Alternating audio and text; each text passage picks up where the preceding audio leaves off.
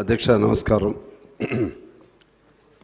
ఈ power projects సంబంధించి మాట్లాడేటప్పుడు దీనిలో సింగరేణిని కూడా ఎనర్జీ గ్రాంట్ పైన మాట్లాడుతున్నాం కాబట్టి సింగరేణిని కూడా జోడించి మంత్రి గారైనా లేకపోతే మేమైనా రెండింటికి సంబంధించి మాట్లాడితే బాగుంటుందని నా అభిప్రాయం.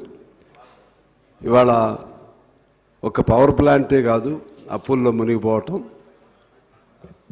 విద్యుత్తు విభాగమే కాదు, తాను మునిగిపోతూ సింగరేణిని కూడా తీవ్రమైనటువంటి అప్పుల వైపు లేకపోతే నష్టాల వైపు ముంచడానికి ఈ విద్యుత్తు ప్రాజెక్టులు లేకపోతే జెన్కో లేకపోతే దాన్ని నిర్వహించినటువంటి అధికారులు ప్రయత్నం చేస్తూ ఉన్నారు.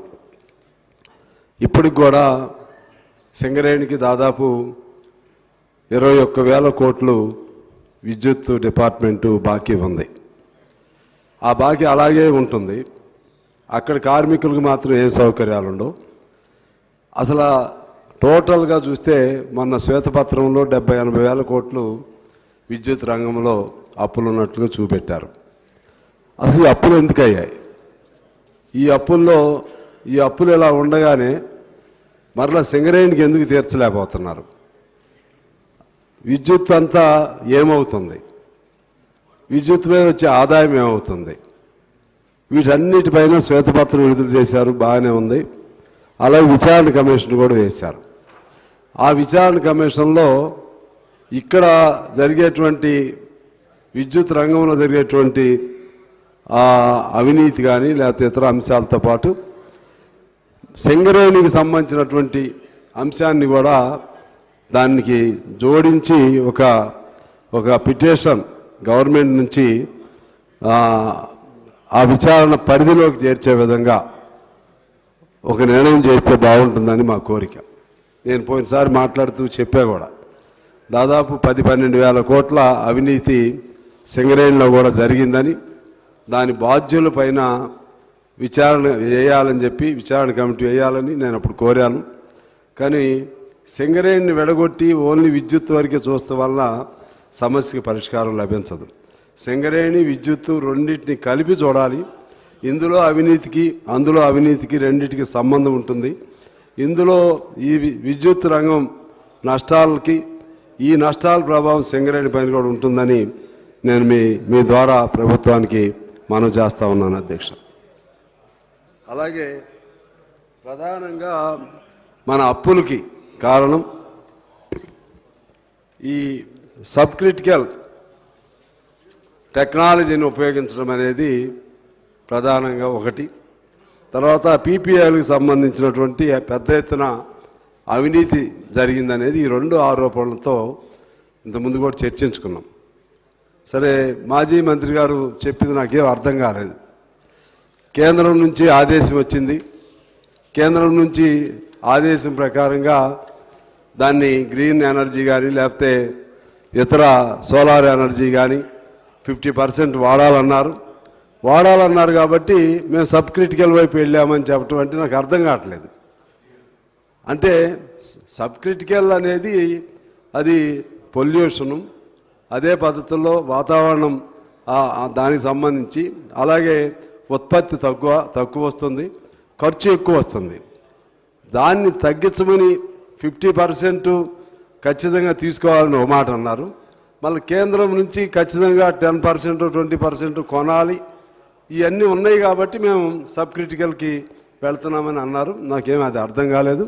దానిపైన తర్వాత వరకు క్లారిటీ ఇవ్వాలి.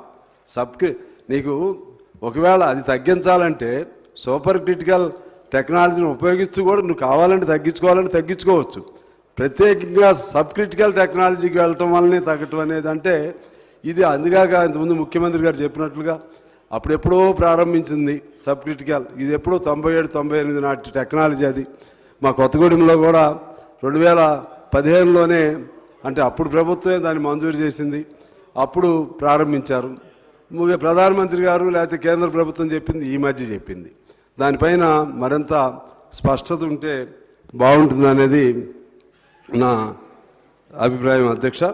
అలాగే ఇవాళ సబ్ క్రిటికల్కి సూపర్ క్రిటికల్కి ఉత్పత్తి ఛార్జెస్లో కూడా చాలా తేడా ఉంటుంది. అది ప్రత్యక్షంగా ఇప్పుడు మా కొత్తగూడెంలో ఉన్న 8th ప్లాంట్లోను భద్రాద్రిలో ఉన్నటువంటి ప్లాంట్కి ఆ రెండింటిని కంపేర్ చేస్తే అర్థమవుతూ ఉంది. అలాగే యాదాద్రి ప్లాంట్కి సంబంధించి ఇక్కడ నేను ప్రాంతాల వారీగా విభేదాలు అనేది కాదు, కానీ దానికి ఉన్న వైబిలిటీ అనేది చూడాలి. నల్గొండ అయినా మందే, ఖమ్మం అయినా మందే, లేకపోతే భద్రాద్రి అయినా మందే, ఈ రాష్ట్రంలో ఎక్కడైనా మందే. వైబిలిటీ లేని పరిస్థితి వచ్చింది. అది ఒక వైట్ ఎలిఫెంట్ లాగా మిగులుతుందని భయం ఇవాళ వచ్చింది. దాన్ని ఎలా సరిచేస్తారు? దాన్ని ఎందుకంటే 4000 మెగావాట్స్ది ఇప్పటికే చాలా కాలం ఆలస్యమైంది. బడ్జెట్ విపరీతంగా పెరుగుతుంది. దానికి పిట్ హెడ్స్ లేవు. పిట్ హెడ్ లేకపోయినంతకుముందు విజయవాడ అక్కడ లేదా అంటే అప్పుడు అవసరాలను బట్టి అప్పుడు చేసుకున్నారు.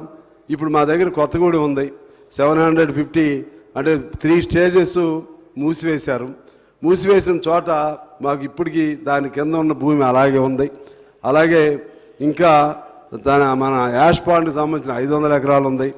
అదేవిధంగా మాకు నీళ్లు అక్కడే ఉంటాయి, ట్రాకు అక్కడే ఉంటుంది, కోలు అక్కడే ఉంటుంది. మూసివేసిన చోట మరలా అక్కడే ఇంకోటి కట్టకుండా ఆ భూమి ఎప్పుడూ కొత్తగా మన తెలంగాణలో లేకపోతే ఆంధ్రప్రదేశ్లోనే మొట్టమొదటి నిర్మించిన కోల్ ప్లాంట్ ఏదన్నా ఉందంటే కొత్తగూడెం. అన్నీ అక్కడ ఉండగా దాన్ని వదిలేసి ఇంకోవైపు తీసుకెళ్ళటం అనేది, తీసుకెళ్తే సాధ్యాసాధ్యాలు ఉంటే తీసుకెళ్ళటం తప్పులేదు. అక్కడ కొత్తగూడెనికి ఆ విధంగా అన్యాయం చేయటం జరిగింది. ఈ ప్రభుత్వాన్ని కూడా నేను కోరుతా ఉన్నాను, అన్నీ ఉన్నాయి ఖర్చు తక్కువతో.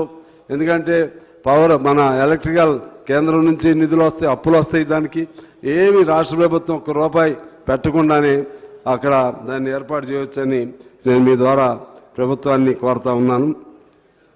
అదే పద్ధతుల్లో అందులో పనిచేస్తున్నటువంటి వాళ్ళ ఇప్పుడు ఇందాక వెంకటరామరెడ్డి గారు చెప్పారు, చాలా అన్యాయమైనటువంటి జీవితాలని గడుపుతూ ఉన్నారు అధ్యక్ష.